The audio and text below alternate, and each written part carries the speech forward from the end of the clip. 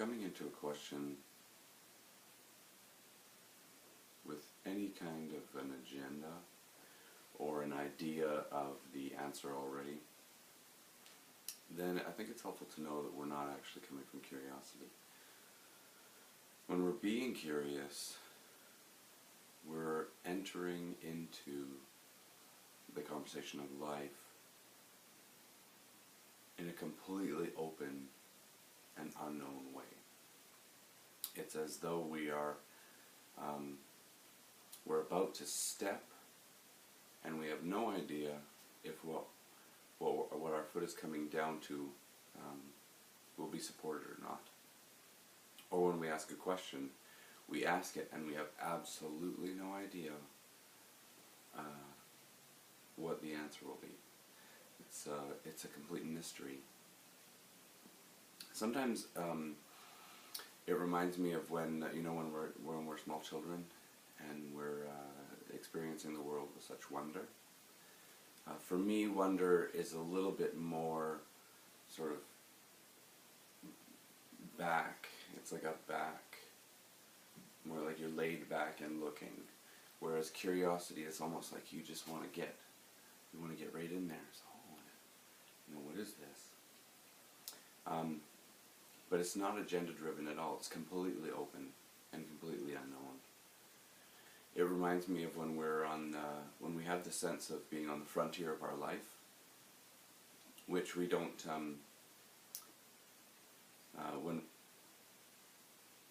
when we're right at the forefront of our life and we have no idea what our next sort of step is. That's when we're on that fresh ground of the unknown.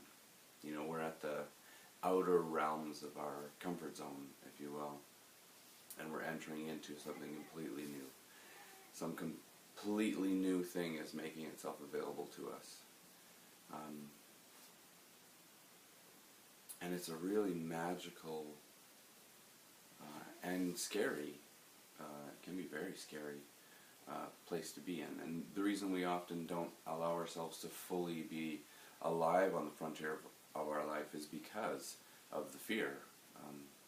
That's why we always want to have the next few steps kind of figured out, because it helps sort of squelch the fear that's actually underlying our relationship to the unknown.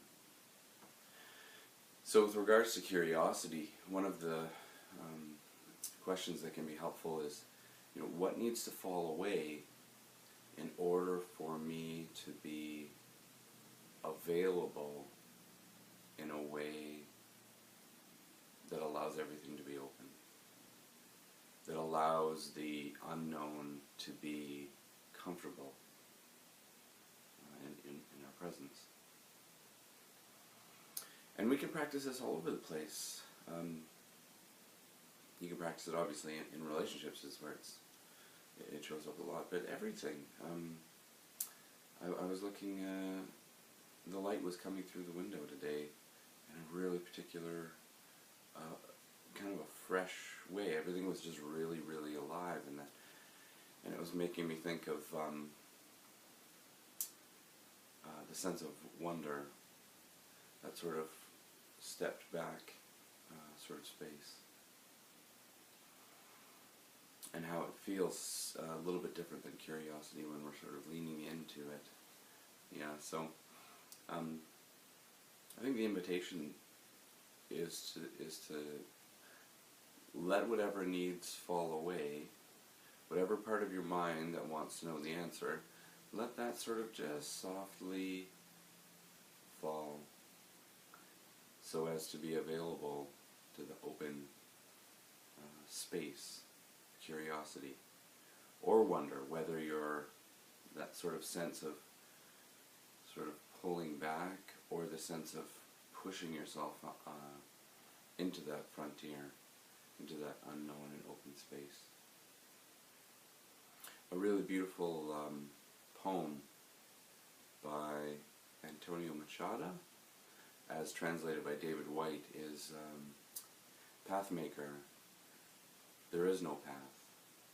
You make the path by walking, and by walking you make the path. And for me, that is the first time I heard David say that. It completely made sense. It's the same with we want to believe there's a spiritual path, and we create a sense of false security for ourselves in believing that there's a spiritual path, and I'm on the path, and so I'm safe because I'm on the path, and there's some kind of treaded ground in front of me. But when we are coming from curiosity, or when we're leading the forefront of our lives, that there is nothing in front of us. But there is as soon as we step, it becomes something. It's the magic of becoming that is part of our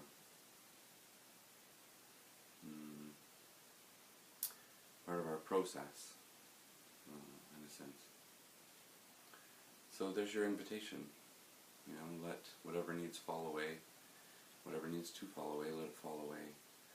And practice in small ways, being curious, feeling if your curiosity is a leaning in, or if your curiosity is more like a wonder, where we just sort of fall back into this open, where the openness of it is all in front of us.